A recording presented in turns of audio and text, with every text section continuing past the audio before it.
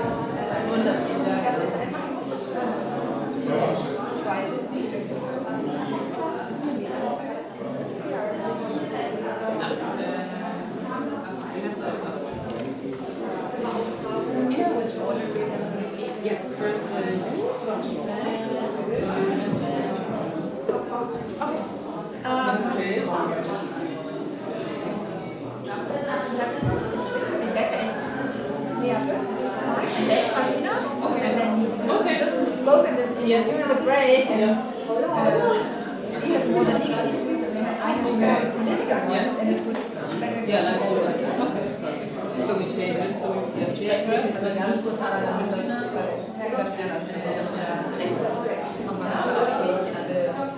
yeah, then I think let's get some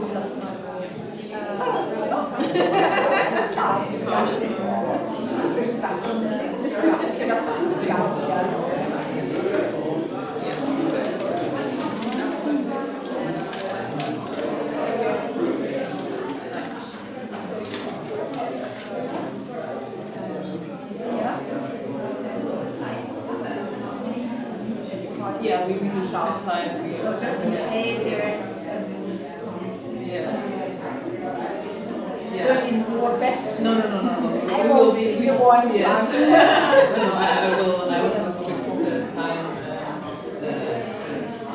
I will be strict. Sorry.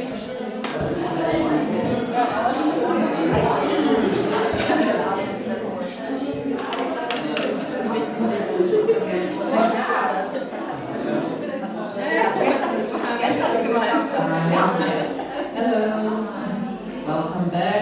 Since we're a bit tight on the schedule, let's just continue now. So we just heard 3 very interesting inputs in the discussion that was more of interest on the local ground, and now we want to talk a little bit more and focus on the international level. And we have 3 experts here, which will give us some short remarks, and after that, again, we can open up the round for discussion and also invite the activists that we heard before to raise their questions to our experts. So let's start first with Lea Rössner, and she works at the Parliamentary Assembly of the Council of Europe. There she's office manager for the Rapporteur on Missing Migrants, which is Julia Palke from the Green Party in Germany. Lea especially worked on setting up a database where migrants who died on the journey are being identified and documented. It's called the Missing Migrants Report, and we will hear probably more from her in her remarks. Thank you, Lea. Yeah, thanks. Thanks for the introduction. I will get into the details and clear a few things up. Also thanks to Marco, Astrid and Talima for providing all the information. In the first round that was really insightful. So I think it's a bit of a change of perspective. We've been focusing more on what is happening in Europe, so in the Mediterranean and the land borders and in Europe, and also not focusing exclusively on enforced disappearances, but more broadly on migrants going missing. And I work as head of office and policy advisor for UN Komitee, who's a member of the German Parliament and a member of the Green Party, and cannot be here since the Green Party has their big party convention today. So I'll fill in. And so Julian is also a member of the Parliamentary Assembly of the Council of Europe, in short PACE, and it's quite easy to confuse the different European Union institutions and the Council of Europe. So the Council of Europe is separate from the EU, it is bigger, it has 46 member states, including the Balkan states, Turkey, Georgia, Armenia and Azerbaijan, Russia left 2 years ago after the war started. And you could call the Council of Europe a human rights infrastructure in Europe. It consists of the European Code of Human Rights, which is most well known. And then there's also the Parliamentary Assembly and the Committee of Ministers, where the governments of the member states are represented. And so in the Parliamentary Assembly of the Council of Europe in 2022, Julian got appointed as rapporteur for the topic of missing migrants. And since then we've talked to a lot of representatives of international organizations, NGOs, activists, forensic experts, academics, UN bodies, and also to governments, including the foreign ministries and embassies, but also to national police and their disaster victim identification units, for example. And Julian, I couldn't join him back then, but he also traveled to Greece in order to see how the national authorities dealt with the Pylos shipwreck last year, where over 500 people died in the Mediterranean, and also to observe how the registration and identification of bodies at the land border between Turkey and Greece in Evros works in practice. And what happened then? All this information was condensed into a 20 pages report with recommendations titled Missing Migrants, Refugees and Asylum Seekers, a call to clarify their fate. And this report was adopted first by the Migration Committee and then by the plenary of the Parliamentary Assembly of the Council of Europe on 1st October this year. And as the recommendations are recommendations to the member states, they are now being forwarded and presented to the Committee of Ministers as well. So what's in the report and the recommendations? I'll give a short overview. So there is a call for saving lives at sea, stopping pushbacks and providing safe and legal pathways in there, but we decided to focus more on not these very political demands, but more of how to deal with the dead, with the missing, get more into these humanitarian or technical details. So the report explains who missing migrants are, why they go missing, and why it's important to clarify their fate. And it lays out the legal frameworks and makes reference to existing conventions, protocols, and guidelines. This includes, for example, the European Convention on Human Rights, the International Convention for the Protection of All Persons from Enforced Disappearances, and the General Comment on enforced disappearance in the context of migration, which you two will probably talk more about, or, for instance, state obligations under the law of the sea, namely the Salon Convention. And then it maps and brings together observations, challenges, and best practice examples with regard to assisting families and reporting the missing, as well as launching an investigation, registering data, and identifying a body that is found. The report makes recommendations to the member states to take action, and this includes, for example, to assist families by issuing short-term visas for family members who seek to come to Europe in order to identify their loved ones and say goodbye, or even to repatriate the body to the home country. Also, support to families is needed with regard to providing information and knowing where to turn to when searching for their loved ones, or to support families when it comes to the logistics and costs of matching DNA samples. The report also reiterates the obligation to search for bodies after, for instance, a shipwreck, and to seek to identify the bodies and not just bury them without any name or registration of where the trace, what you also referred to in the beginning. But instead it calls for a dignified treatment of the dead, and this includes that graves are individualized, clearly identifiable and permanently marked, and that effort is made to respect the religious and spiritual beliefs of the deceased person when these beliefs are known. It urges states, so in this case European states, since we've talked a lot about resources as well, it urges the member states to allocate sufficient resources to forensic and corona services, for instance, and considers very practical aspects such the need for sufficient space in a morgue, pending autopsy, identification, burial, or repatriation. And then we saw that while there are attempts and examples, there still is a lack of national, regional, and international databases where DNA photos or any additional information on a migrant who is missing or on a body that has been found can be entered into, and that can be searched if someone is looking for the relative. And the report therefore recommends establishing such a database. And this, of course, comes with many questions and many challenges.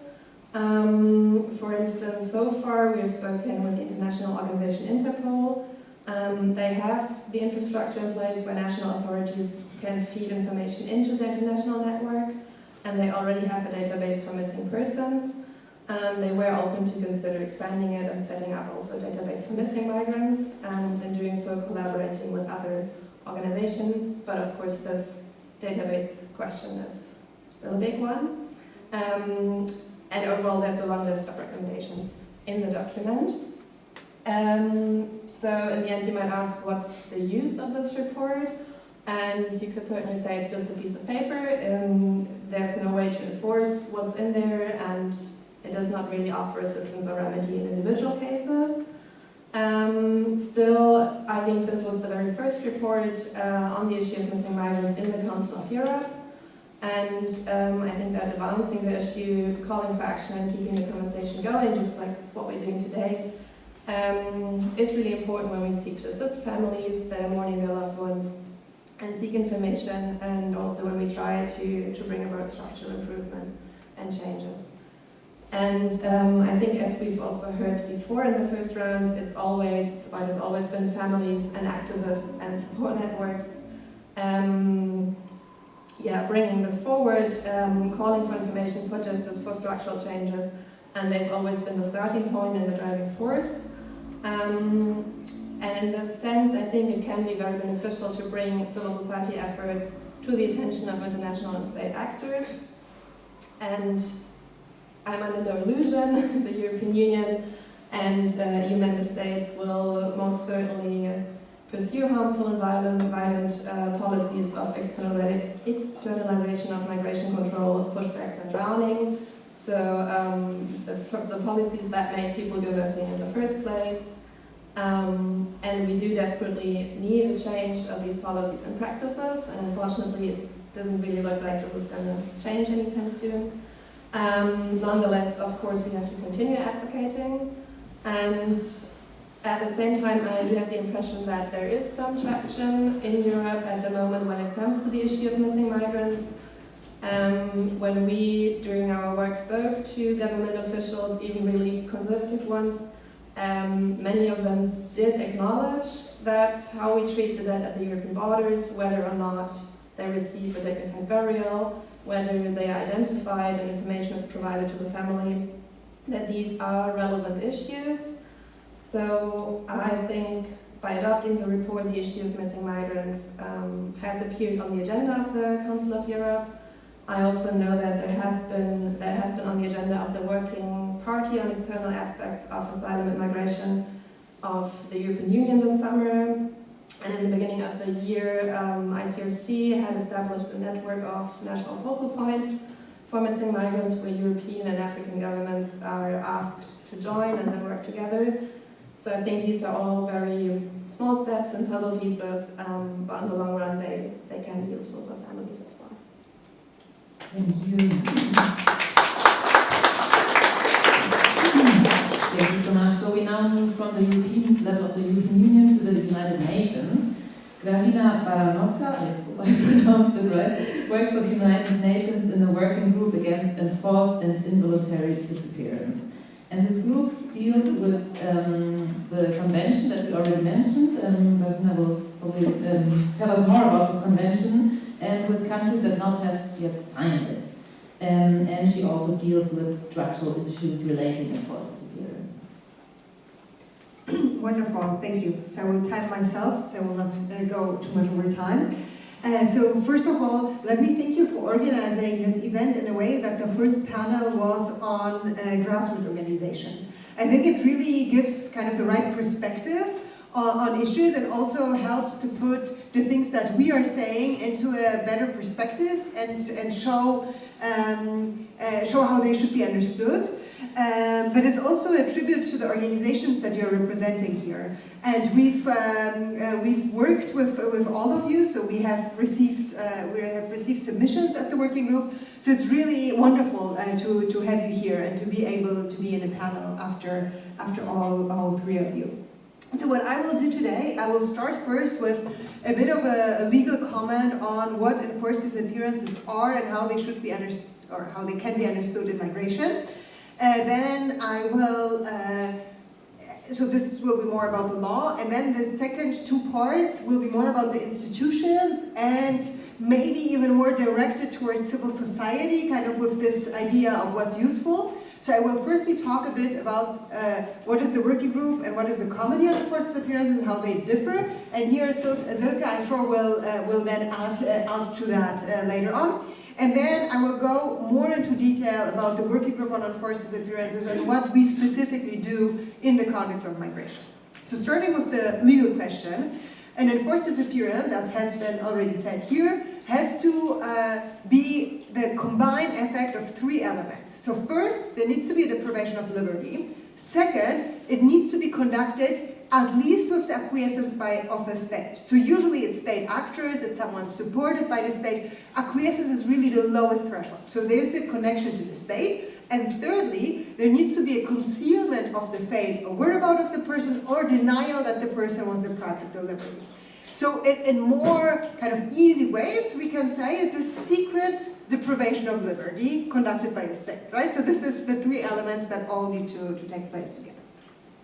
So when we look into this, we do all know that enforced disappearances in migration are occurring, right? There's no doubt about it.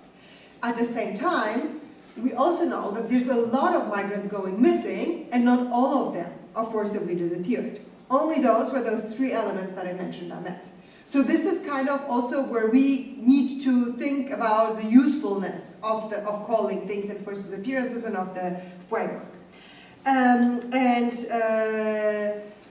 So the usefulness of the framework, I would say, is twofold. So firstly, currently almost no disappearances in migration are called enforced disappearances. So we don't have court judgments on the issue, even on policy level. We hardly ever call them enforced disappearances.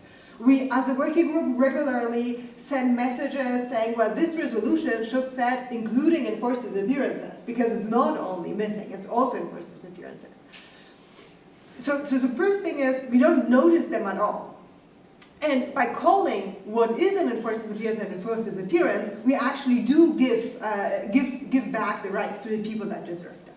And the second element where I think applying the framework of enforced disappearances is useful is that it requires states to prevent disappearances, and that's extremely helpful for migrants. So we do know that a lot of migrants get disappeared within detention, and if states would do with regard to detention what's written in the convention, definitely less migrants would disappear. There's a lot of elements about the search of disappearances that apply not only to forcibly disappeared persons. So here we have a whole framework of prevention, of search, that applies beyond just the enforced disappearances. So this is the two elements where I think it's important to think that enforced disappearances in migration are occurring as well, while acknowledging not all missing migrants are forcibly disappeared. Now moving on to the working group and the committee. So this can be a bit confusing, as there's two bodies dealing with enforced disappearances at the UN. We have a working group on enforced disappearances, a body that was created at the UN and exists since 1980, so it's a very, very long existing body, and a committee which has an extremely important meaning because it's a convention. So finally, after many years of working group existing, there was a convention adopted, as has been said here in the room before. In 2006, in 2010 it came into force, and once it came into force, it created the committee. And the committee and the working group are currently existing next to each other, and they do have different functions. So there's some functions that the committee has that the working group doesn't have, and vice versa. There's one procedure that both of them have, where it has been agreed when the state has signed the convention, only the committee deals with that. So there's this one overlap where definitely it's only the committee that deals with it. So for example, the 3 countries that we've talked about today, so Niger, Sudan, and Libya, only Libya is not a state party to the convention. The one kind of overlapping mechanism that both have is something which can be called the search mechanism, so a search request. Within the working group, we call that humanitarian mandate. So if somebody disappears, a request can be filed to the working group, and we send a letter to the state saying, this person disappeared in those contexts, can you please tell us the fate and whereabouts of that person? And then when the state responds, we send that back to the family, but we basically only act as a channel of communication. So we send reminders, we might reach out to other states, and exactly the same function also the committee has. So to avoid overlap, all the cases that would be brought to us with regard to Sudan, we would then refer to the committee. At the same time, only cases that have happened after Sudan has ratified the convention can be brought to the committee.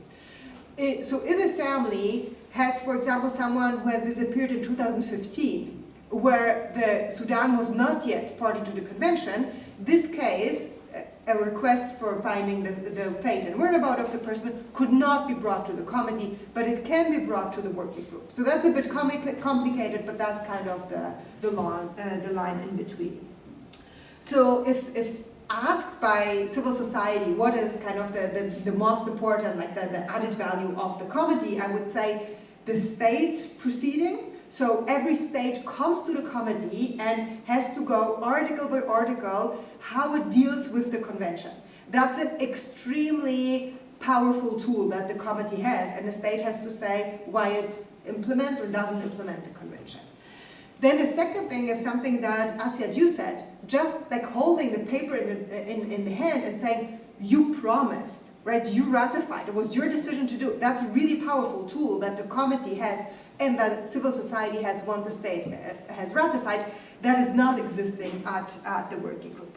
And then the committee has also individual cases. So if it accepts individual cases, it can act as a quasi-judicial body. So there's a violation of the convention, it can be brought to the committee. So what's kind of the added value compared to that on the working group? So it also deals with states that have non-ratified the convention, obviously, and it has a number of procedures that are very flexible, that are in the special procedure mechanism where it can deal with various elements. And it's not kind of bound then by the convention. So in that sense, civil society, and it does and it should use both mechanisms with kind of the added value of each of the mechanisms. So now, ending on the third part, what is the procedures that the working group had? So I already mentioned the humanitarian mandate. And here to the humanitarian mandate since 2019, the working group has added a mechanism which is called acts tantamount to enforced disappearances, which are acts committed by non-state actors that are in control of territory. So this is, for example, the situation in Libya, where we do send requests if somebody disappears on territory, if a family reaches out, obviously, to us, and the person disappears on a territory that's under control of non-state actors. And here we have actually sent also to the authorities requests sent to us from families of migrants that were allegedly disappeared. Then we have something which we call general allegation letters, and on every session that we meet 3 times a year, we send general allegation letters on structural problems in a country with regard to the Declaration on Enforced Disappearances, which is the legal document, the declaration is the legal document that our work is based on. And not often, but sometimes, we send to states general allegation letters that are solely relating to migration issues. So recently we sent a general allegation letter to the US, which was solely on alleged violations of the declaration because of the situation on the border and outside of the border of people, of likelihood of disappearances on boats and so on. So this is kind of not the core of our mandate because we usually would not, but migration is a big issue also in general allegation letters. And general allegation letters are really about the Declaration on Enforced Disappearances, and we sent them out, just the working group, to states. They are confidential for 60 days. Within those 60 days, the state has the possibility to respond to our letters, and then they get published on the webpage of the UN. So after those 60 days, every civil society, every human rights lawyer can use those general allegations also for their own advocacy and for their promotion in their own country, also in other countries. Then there is a procedure by all special procedures, which is called joint allegation letters. So if there is violations that is not only about enforced disappearances, but also other issues, we would send them together with other special procedures. So for example, we send very often letters together with the Special Rapporteur on extrajudicial killings. We have sent many times letters together with the Special Rapporteur on migration and so on. And then every year we adopt reports that comprehensively map a certain issue. So in 2017, the working group adopted a study on a report on enforced disappearances in the context of migration, which is, at least in my opinion, at this point, much less relevant since there's the general comment of the Committee on Enforced Disappearances in Migration. But the topic of migration comes up also in other reports that the working group would each year adopt. And I'm a bit over time, but I could give one example. So to end up with regard to the humanitarian procedure, what links back to kind of this legal definition of what is an enforced disappearance. We do get, not very often, but we do get requests to search for the fate and whereabouts of migrants that have crossed the Mediterranean. And here, this is very difficult for us because if there's no other example of detention by state actors, that would not in itself be an enforced disappearance. So if it's only the fact that the family has lost contact with a person that has went on the Mediterranean, we cannot register the case with the working group. However, if there is an indication that there was a connection with state forces on the travel, then we can. So we have only registered a couple of those cases, but the cases were, for example, a boat that was in touch with a rescue boat, and then that was the last time it was seen. So then we said, well, since it could have been rescued, that's where we see there could be a detention. We don't know what has happened. The responsibility to explain the fate and whereabouts of those people is on the authorities that were with the persons.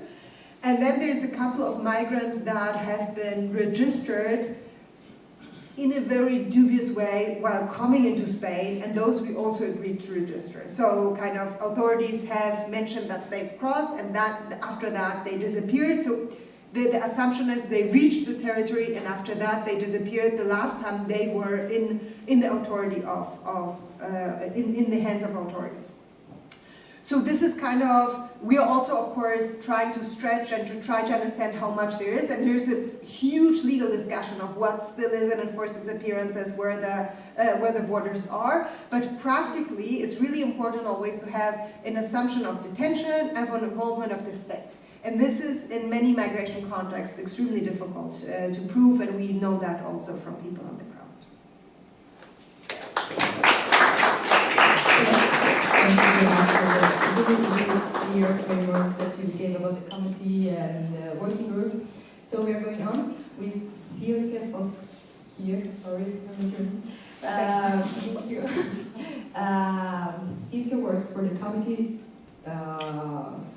against enforced disappearance, which, as Regina told us, is a body of the UN Human Rights Council. We will now hear more from Silke about what the convention we already heard, about what the committee is now doing, and what are the states that sign the convention, and what happens in case of the violation of this convention. Thank you. Thank you very much. I'm not a lawyer, but I will have to make a few legal remarks in the beginning, and then I will switch to the more political discussion. And I need to clarify, I am not a member of the Committee on Enforced Disappearances, as Regina is a member of the working group, but I work with a member of the committee, who is Barbara Lochbieler, a German member on the committee. I work at the German Institute for Human Rights in a project to support support her work there. And immediately before she started, she was invited by the Ministry of Foreign Affairs to a conference where she had to talk about enforced disappearances. And she used to be a member of the European Parliament before, and in that capacity she worked a lot on refugees and flight and migrants and all this.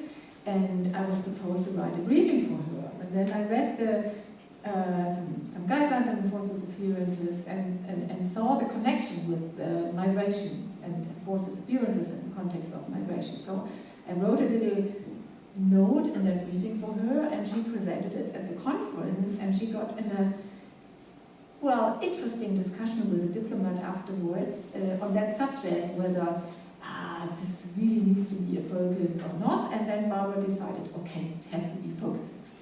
And then Grażyna came into the picture because I'm not a lawyer, but we needed someone for a study at the German Institute for Human Rights to map the ground, to see what's in the convention, what are there some deficits, or is there a need for explanation. So Grażyna wrote a study, a one-year study, and this then was the basis for the first general comment that the Committee on Enforced Disappearances adopted. General comments are kind of, legal, non-binding, but legal interpretations on a particular issue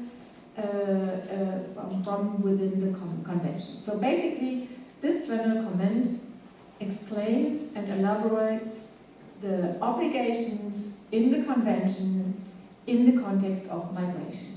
And as the whole convention has a very preventive character, the general comment has it as well. And Grażyna already explained the aspects in there that are so relevant. And I would like to add just one particular aspect to make it very clear, as this was discussed in the first round already. We spoke about victims of enforced disappearances and families.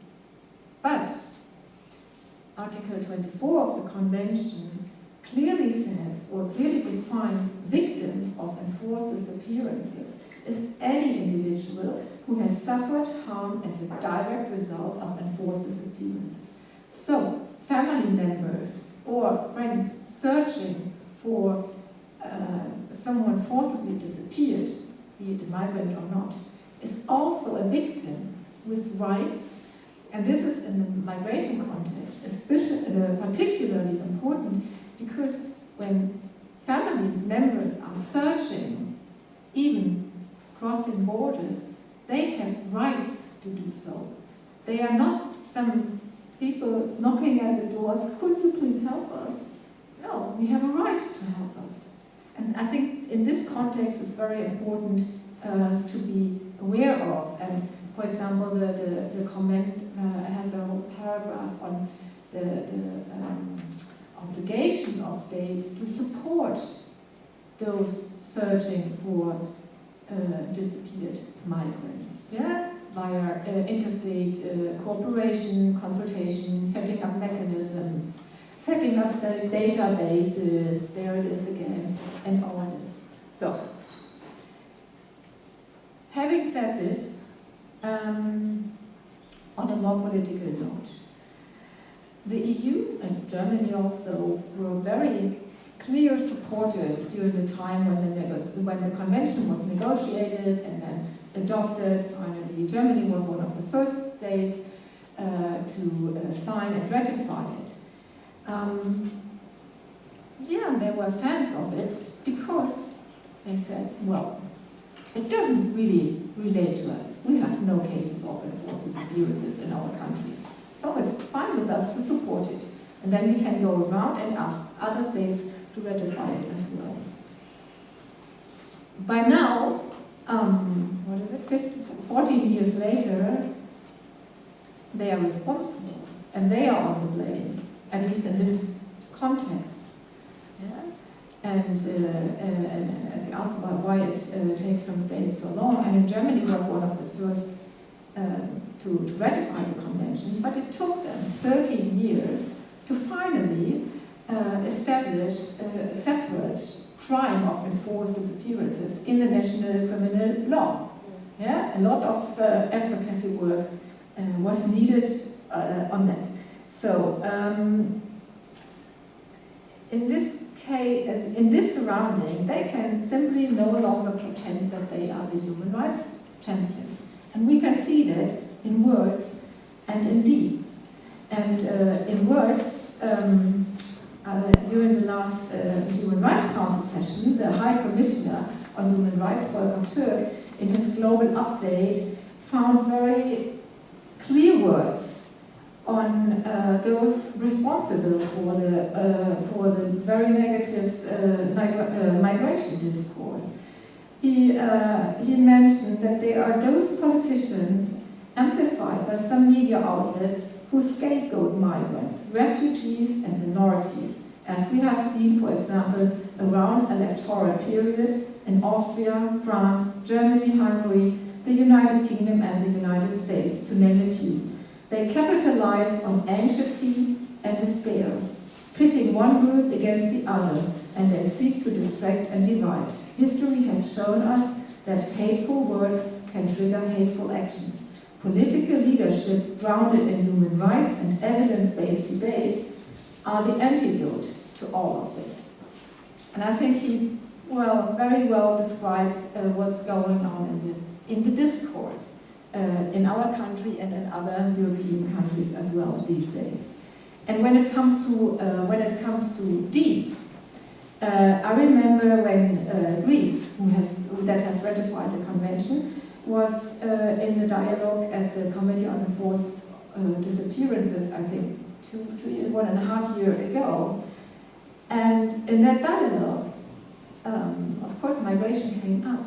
And the Greece delegation outright denied that there are any pushbacks taking place at their borders, although they are so well documented. I mean, perhaps we are used this from some dictatorships in the Human Rights Council to say everything is fine with us, yeah, in Russia and North Korea and else. But this was very, very strange. And they were not even agitated. They were just sitting there, it doesn't take place. There are no pushbacks at our borders. That was really great.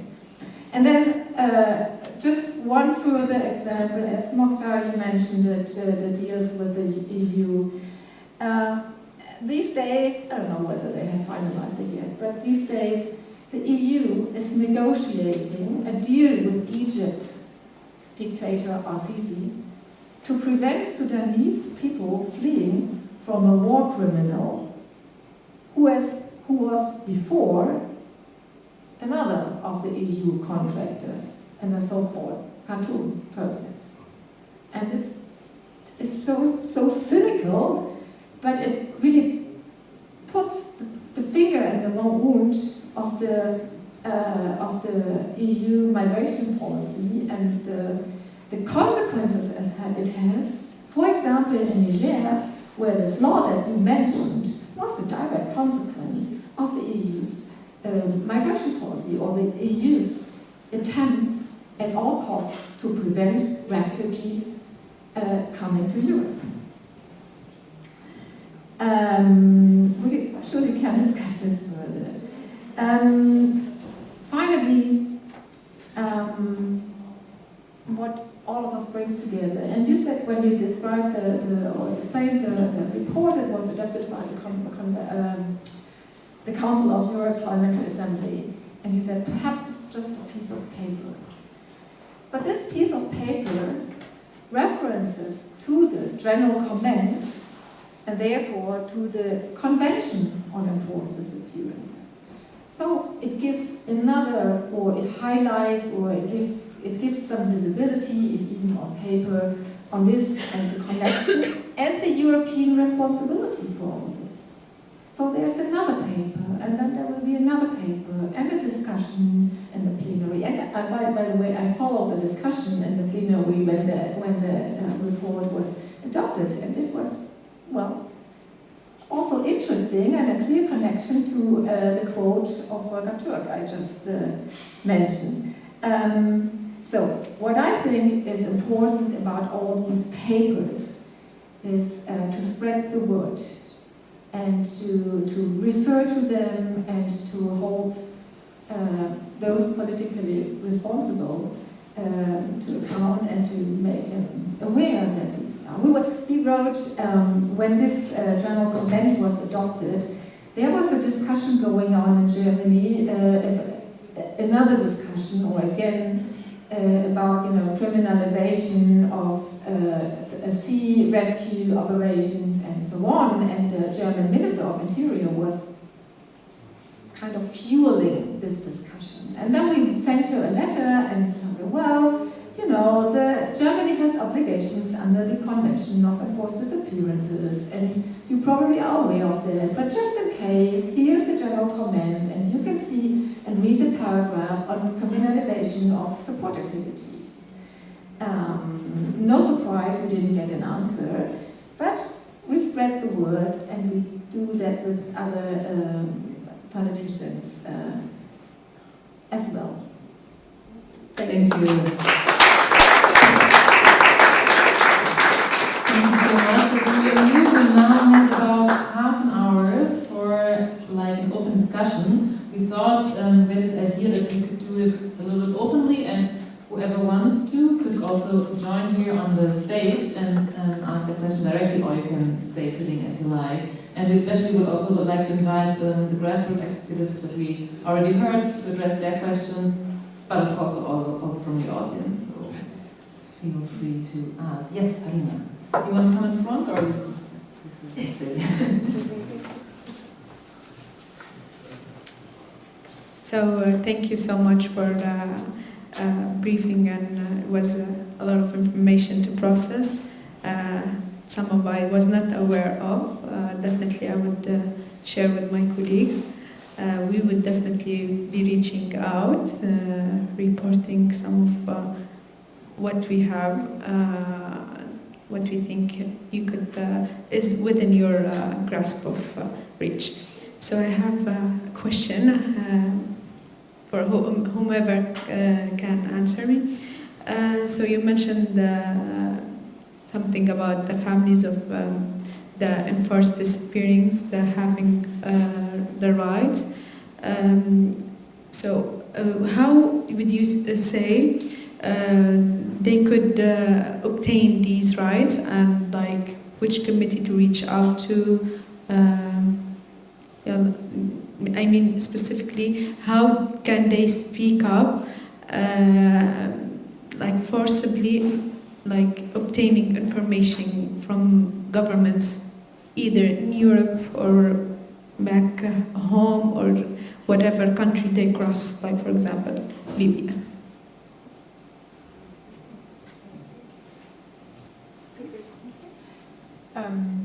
Thank you for the question. When we have a closer look at the situation of migrants and their families, they are a particularly vulnerable group when it comes to enforced disappearance. When it comes to searching for forcibly disappeared migrants, they might be in a precarious situation, either in their home country, or in a transit country, or in a destination country. Irregular status, afraid to talk to authorities, language barriers, responsibility for other family members. And then they don't know whom to speak to, which door to knock on, where to ask. Especially if they don't know where or on which part of the route the person disappeared. Was it still in the home country, or in transit, or another transit country, or in the destination country? So which country to contact and where to ask? And this is, even if you are the family member of someone disappeared perhaps not in Sudan, but in Mexico, for example, then you know, okay, it's in Mexico and I need to contact the Mexican authorities. But in this migration context, very often it's much more difficult. One of the suggestions are in the or the recommendations in the general comment are that state consulates in third countries have on their website or a clear focal points, contact persons named responsible for those issues.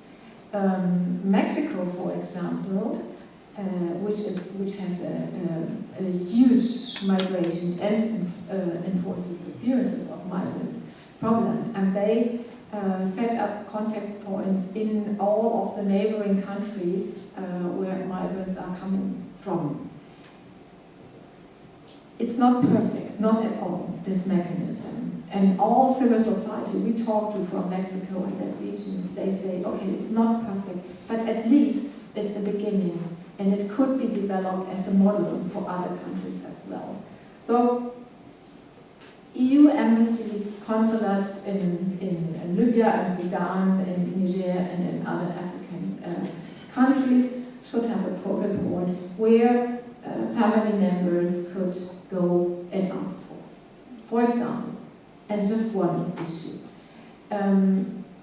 The states should set up databases or regular documentation forms at the borders. This is a very delicate issue because many migrants don't want any of the data recorded in these processes. So there need to be ways to manage that with regard to data protection and not providing those data to immigration authorities. It's not an easy issue, but it's a very, very important humanitarian issue with a legal obligation behind it. Then there is the question, if there is, if you remember, you probably remember, in June or July 22, there was this incident at the Moroccan-Spanish border on Melilla. There's this huge fence, and more than 1,000 migrants stormed this fence, climbed that fence, and then they were targeted from the Spanish Coast Guard with rubber bullets and the Moroccan security authorities, their borders, and then a panic broke out and migrants fell from the fence, and some of them died, others fled in the forest, and some of those wounded were taken to hospitals, others perhaps to the morgues, and it was really awful. And nobody until today held accountable for that. And of course the Moroccan authorities said, well, the Spanish, they shot first, and the Spanish said, well, no, they shot first. Makes no sense, but the problem is that when relatives or NGOs looking for those taken to hospital or those dead bodies to the morgues, they were denied access to the hospitals, to the morgues, so they couldn't look for them. When later some of the dead bodies were, DNA samples were even taken and then they were buried, and most of them were from Sudan, and Sudanese families wanted to come to Morocco to identify their relatives. They were denied visa. They have a right to do so and to come. And it's a long way to go, but those are the obligations that are clearly mentioned in the conventions and that states need to be held accountable to. I just shortly wanted to add two things. First on the law, and second on what the working group has done. So with regard to the law, it's really, there's no doubt whatsoever that families of forcibly disappeared persons are also victims and have rights. And this is most importantly today the convention, but it's also a number of judgments of the European Court of Human Rights, the Inter-American Court of Human Rights, a number of treaty bodies has said so, a number of domestic courts. So this is the rights of families of forcibly disappeared persons. It's legally not even a debated field anymore. So what's debated may be the exact scope of those rights, right? Kind of, but not the fact that they do have rights and that they are victims. This is really out of the debate. And of course, the enforcement of those rights. So we do know that in many states it is difficult, actually, and very dangerous for families to search for their loved ones, even though they have those rights. So this is what I wanted to add. And one more thing on the law, because obviously we very often highlight the right to search, the right to know the truth about the disappeared persons. But the fact that they are victims of enforced disappearances means that they have rights that go beyond just rights to the search. They have the right to reparation, they have the right to clarification of the legal status, they have a number of rights that go beyond just the search. So this is just on that. And then we do know that this is an extremely problematic issue on the ground, and I wanted to just name 3 things that we have done to try to address that. So we have issued with regard to states general allegation letters specifically only on the situation of families. So I think that was last year we sent a letter to Sri Lanka which was only on the situation of women. So on loved one searching. So it really was on their rights, on their behalf, how their rights are violated. Together with other special rapporteurs, we sent a joint allegation letters with regard to families of disappeared persons and how their rights are violated with regard to Mexico. So we would really, like this is something that we really address beyond just the forcibly disappeared persons. And then on practical matters, what we try to do to support families that have registered their cases with us under the humanitarian mandate, we have procedurally the possibility to also inform other states about the request to other states. So let's assume a Sudanese person gets disappeared in Libya and his wife is in Spain. We would then, the request under the humanitarian matter, send of course to Libya, where he was forcibly disappeared, but ask the wife whether she also wants it to be sent to Sudan and to Spain, as also states involved, and if so, then we would ask those states to also conduct actions to support that person. And we have, in specific situations, also addressed especially Western European states with very specific requests asking them to support the family. So this is also something we can do, but those are actions we would only do in coordination with the families, as not always the families would like other states to be informed, especially the country where they fled from, and if their status is not regulated in the state where they are currently living, then they would usually also not like the state to be informed. So, but this is also a possibility to reach other states. And then you ask what can be done with regard to other states. And here, legally, the right of families of disappeared persons is not only to be provided by realized by the state that has disappeared the person. So it's also other states that might have certain obligations, that definitely have some obligations, and then the scope can be discussed. So if I'm here in Germany and my husband has been forcibly disappeared in Ukraine, then of course the Russian Federation that has disappeared my husband would be responsible for the search, for releasing him and so on.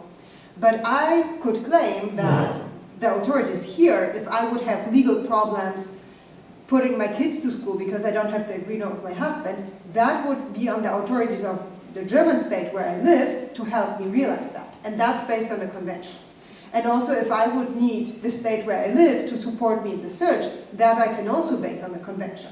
Of course, the state of Germany would not have the obligation to release my husband because it's not responsible for that, and they could likely not do a lot to search for their fate, for his fate and whereabouts, but they could do a number of steps, and I could base those claims on the convention.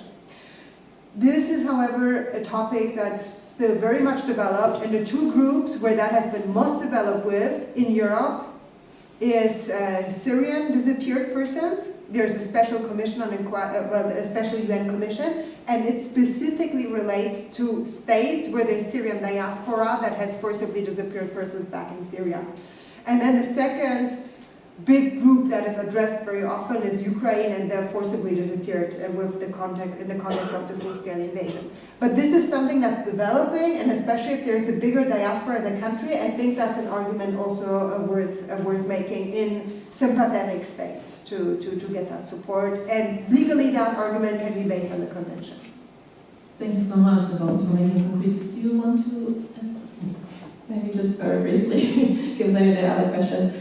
Just practically speaking, I think when a family is looking for loved ones, you mapped out the different ways to go, reach out to embassies, ICRC might be a good point to reach out to. But then, to be honest, I think the infrastructure that we have in Europe is really insufficient.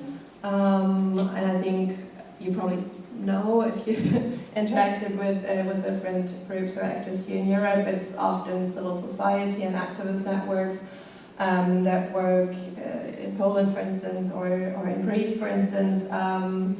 It's the same thing. For instance, there's one forensic in Evros at the land border who has his own database that he runs by himself, basically. So if families reach out to the embassy, they need support by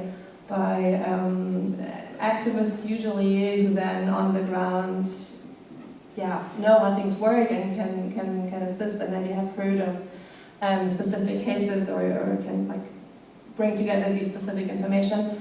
And then also talking about Greece, just as one example, when Julian met with the former Minister for Migration in Greece, he said, providing a visa for families who are looking for missing persons or possibly disappeared persons would actually be a good idea. So we'll make this easier. And I assume this hasn't happened, but maybe, generally lobbying, approaching governments, approaching maybe even parliamentarians, and just keeping these individual cases and individual requests for information and justice, but also the topic overall on the agenda is, probably a way forward. Thank you, and thank you for the questions. Are there more questions? Yes. First, thank you very much for this presentation, for us to remember again how the whole structure is in the working groups, and it gives us a bit of hope again, because after your presentation we feel like, okay, it's like we are all together, because you also are doing a part of our job, or a kind of, to raise this issue. But at the same time, it complicates the thing for us, because seeing the institution, because seeing UN, seeing EU, for us, we think that we need to go to, or sometimes we need to blame those institutions. And now we feel that, okay, we are on the same... Keep blaming them. So that's why the question maybe will, seeing how this is going, how do you think we can challenge the structure even? Because in the working group, if we see how all this is going on, we at the civilian society organization level, we are doing our best to provide evidences, even if it is very difficult and sometimes even irreal to give those evidence, but we are trying our best. And you also at your side, you are trying your best also to work on it, to bring the states or the countries, the powerful countries, to tackle this issue, but it's still going on. By this way, how do you see the future, when or till when we have to wait, or we think, is it possible even one day to get it? Because we are in in touch like every day with new families, new people looking for. So like every day counts, and it's been already some years that we are working on. This is maybe my question politically first. And the second is legally. You mentioned one point like about this case on migration, that there are 3 evidences that should be shown, like the prevention of liberty, the accuracy of state or state agents, and also the denial. And in the case that we mentioned, I think all those proof are there. But you mentioned that a lot of migrants died, but not all of them enter in this like framing to maybe have a legal complaint.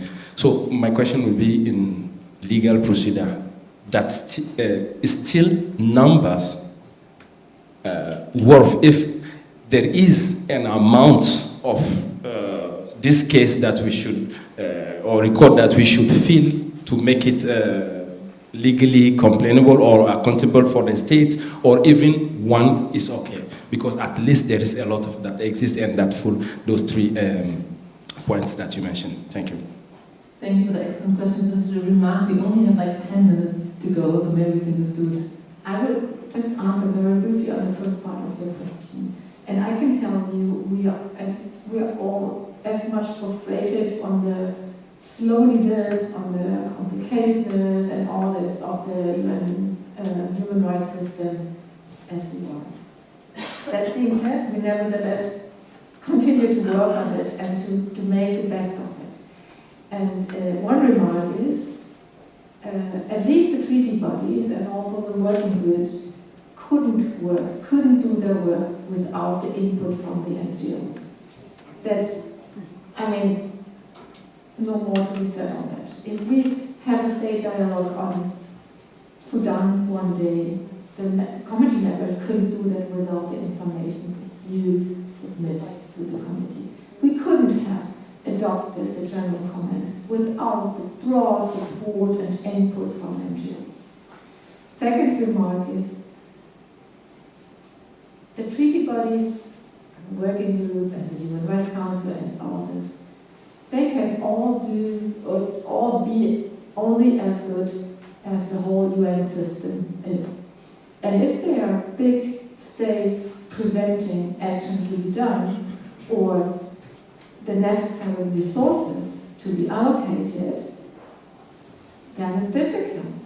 And the Convention on Enforced Disappearances is of the Human Rights Conventions, the one with the lowest number of ratifications. It's only 75, I think, at the moment. So more signatories, but 75 conventions. So we can't go to Russia or the US or to Libya and so on and take cases from them. Then we can, I mean, victims coming to the committee from Libya and we say, sorry, not our business.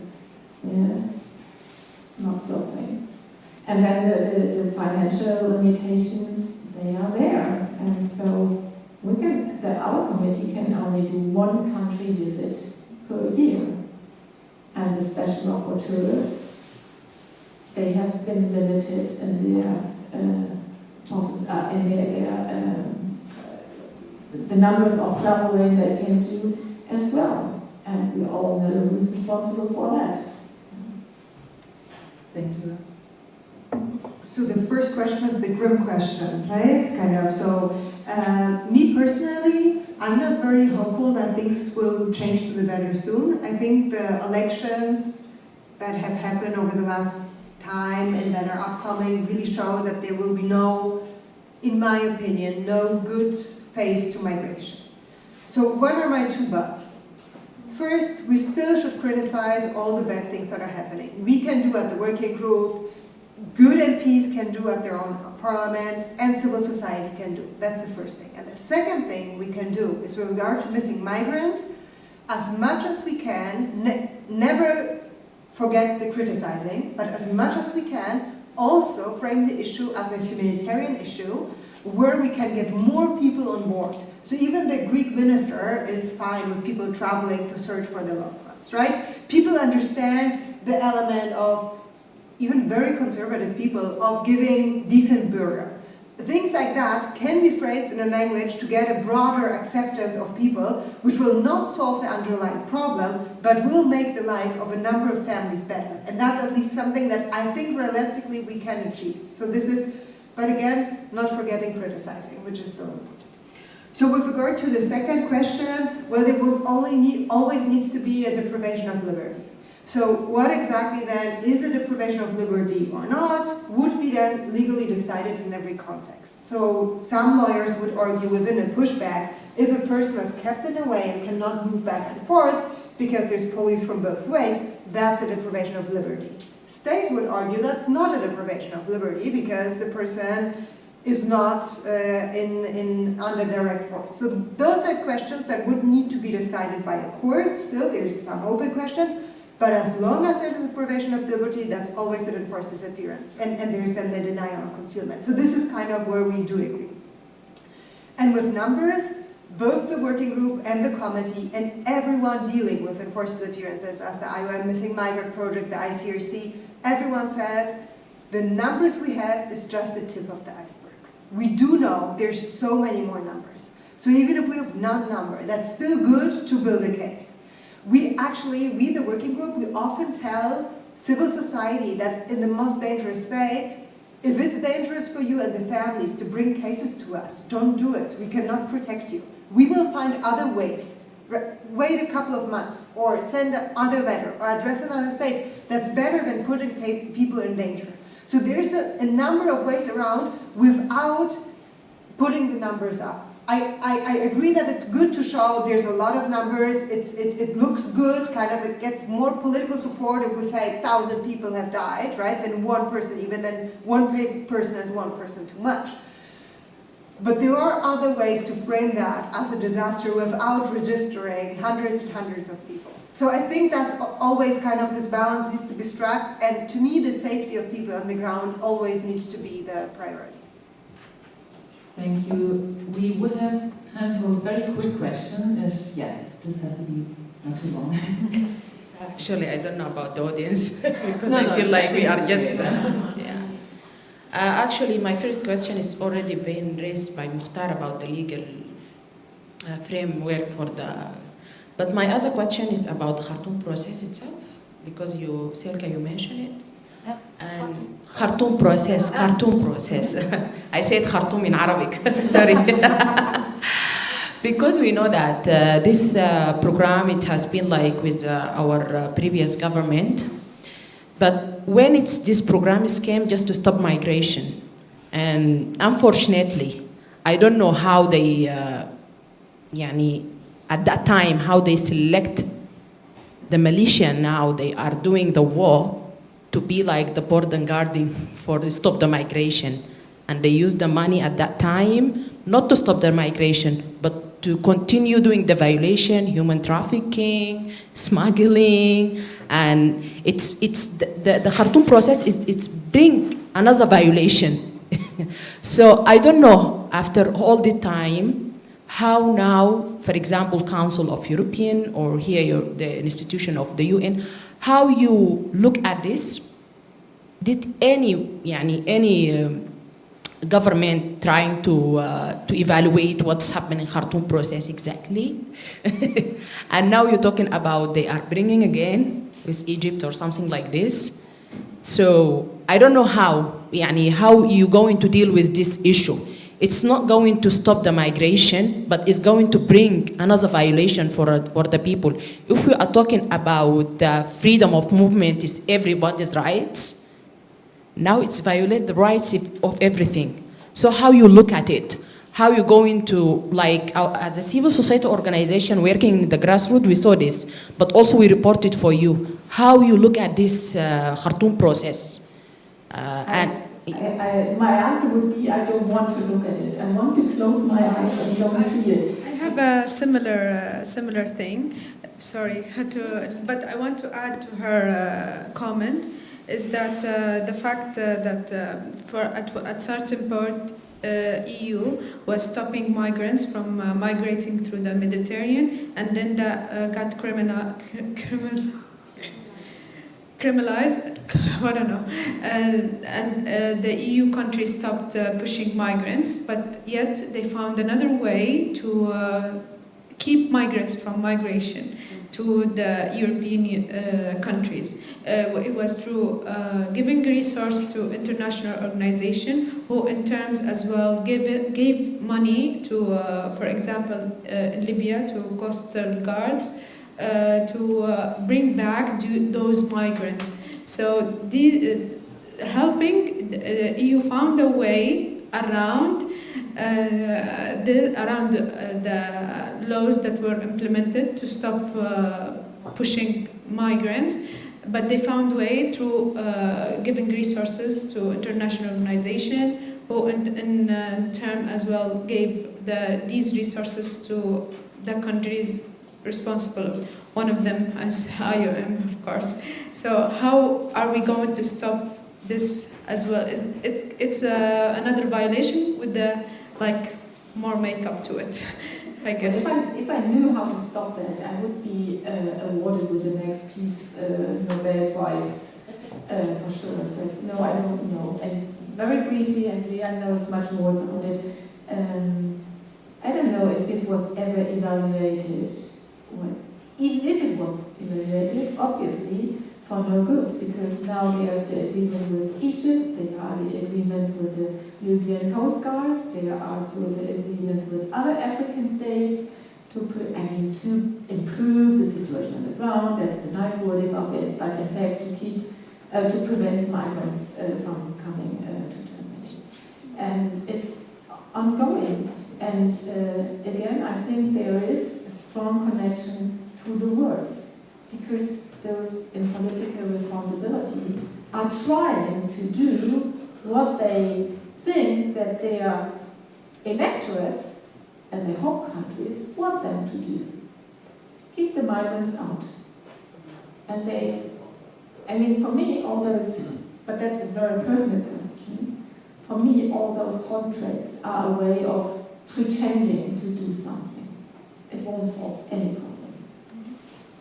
It's only raising more violations for migrants, because when they are back to where they came from, to whoever is bringing them back, it only subjects migrants more to more human rights violation, more enforced detainees.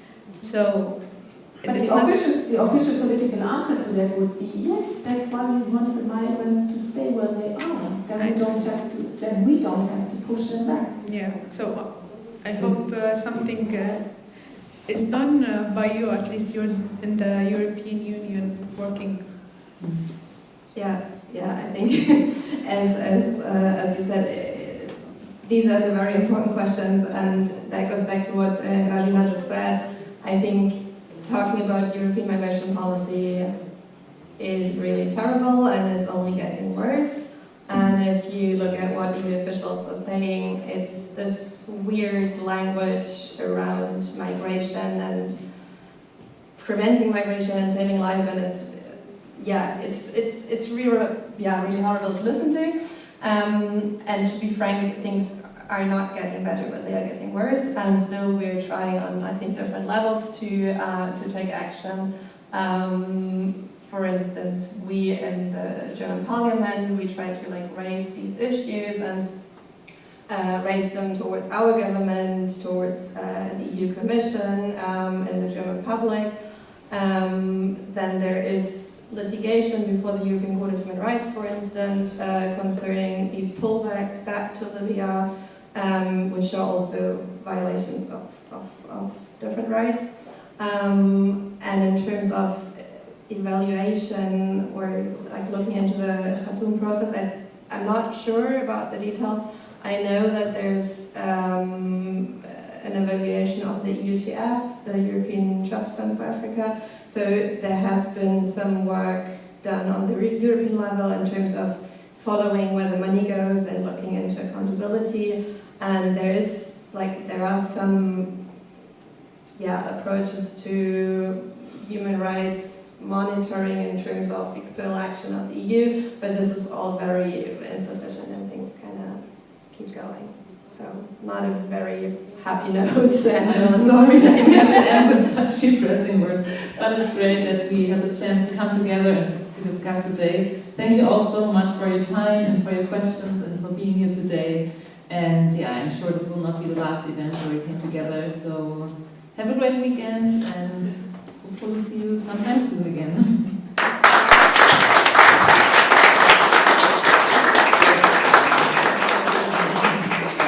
Thank you also for moderating.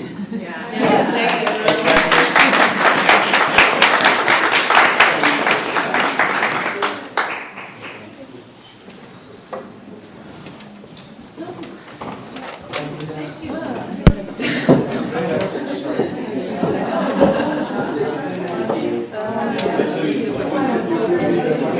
We just have to worry about all these questions. Thank you.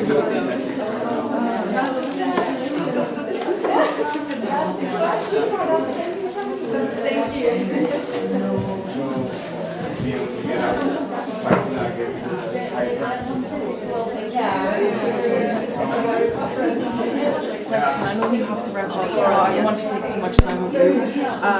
So I checked your page. You're looking for volunteers sometimes, or like.